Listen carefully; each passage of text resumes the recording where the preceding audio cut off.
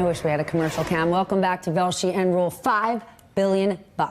That is what Facebook could end up paying the Federal Trade Commission in what would be the largest fine ever by a U.S. regulator against a single tech company. In a report to investors yesterday, the social network revealed that they are setting aside billions of dollars in anticipation of those possible penalties. The agency opened its investigation into Facebook after the Cambridge Analytica scandal broke last March. The report found 87 million users had their data scraped, eventually leading to Zuckerberg's first appearance before Congress, wearing a tie, publicly apologizing for the company's handling of the scandal. But despite all of this, just remember this thing, Facebook stock surged after posting strong first quarter earnings. And that is something to remember. When Facebook has two issues, they've got a public relations issue.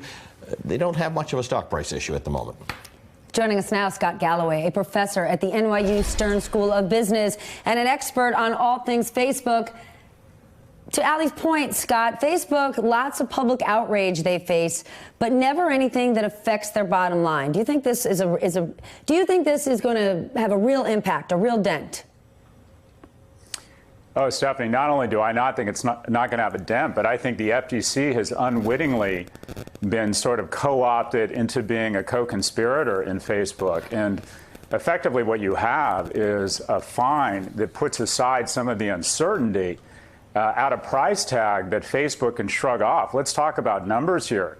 Let's say it's $3 billion. It says $3 to $5 billion. That's about 2 weeks of revenue, about 7 weeks of cash flow. So if Facebook can say to the marketplace, we can continue to do this, we can continue to engage in this type of behavior, and it results in what is effectively a parking ticket, then the government is no longer sort of a countervailing force to private influence and private corruption.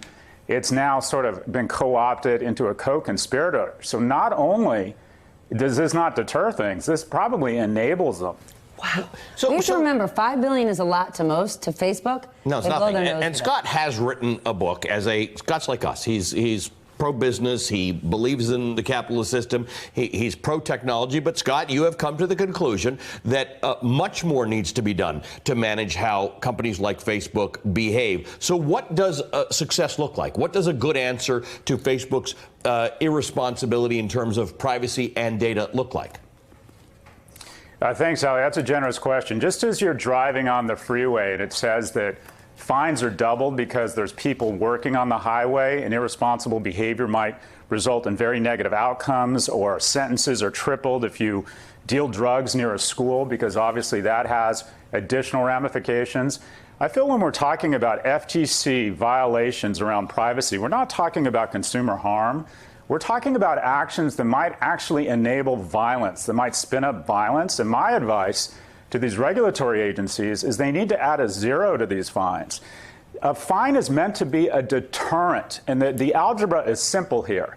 It's the probability of getting caught times the likely fine not being or being greater than the upside of the economics of ignoring these fines and continue to do that. And what we saw this morning is that Facebook has added $33 billion in market capitalization, or the value of Viacom and Fiat Chrysler combined, because they have said a fine is coming and it's only $3 to $5 billion. Yep. So just as we need to add a zero to these fines, Ali. Okay, we just need to repeat that for our audience, because for those who aren't following the stock, just imagine this. Facebook on their call says we could be facing a fine $3 to $5 billion. And the stock price goes not down, up. Up. So the average by an amount that Scott just talked about, that is bigger than two major global corporations. I hear your solution, Scott. I guess my question is, does anything scare Facebook right now? Are they listening to this conversation saying, you know, I hope nobody listens to Galloway, because nobody has yet? They always watch our show. Yeah, I don't think they're scared at all. As a matter of fact, this morning, yesterday they announced it, and again, they buried it in other things.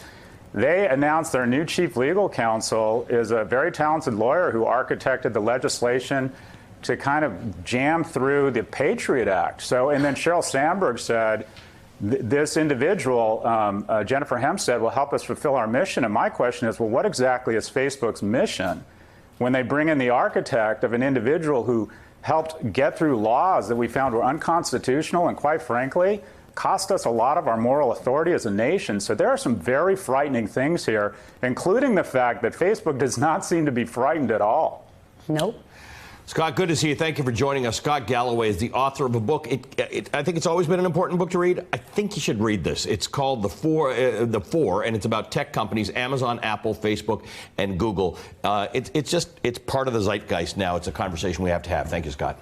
Hey, MSNBC fans, thanks for checking out our YouTube channel. Subscribe by clicking on that button down there and click on any of the videos here to watch the latest interviews and highlights. You can get more MSNBC for free every day with our newsletters. Just visit msnbc.com/newsletters to sign up now.